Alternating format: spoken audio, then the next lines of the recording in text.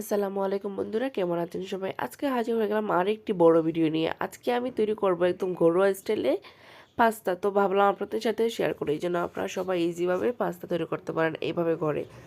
তো প্রথমে আমি সবজিগুলো কেটে নিলাম। প্রথমে নিয়ে নিলাম লেটুস পাতা, ক্যাপসিকাম, কাঁচামরিচ, টমেটো ও পেঁয়াজ কুচি।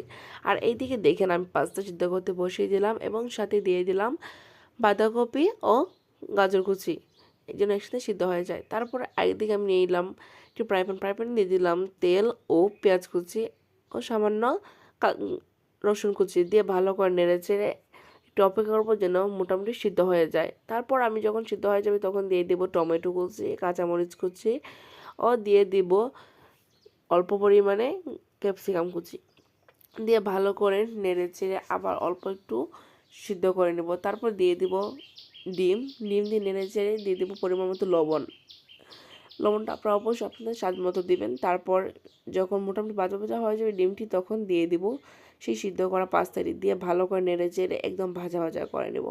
তো দেখলেন তো কেমন ভাজা ভাজা করলাম। আমি এইরকম ভাজা ভাজা করে খেতেই পছন্দ করি পাস্তাটি।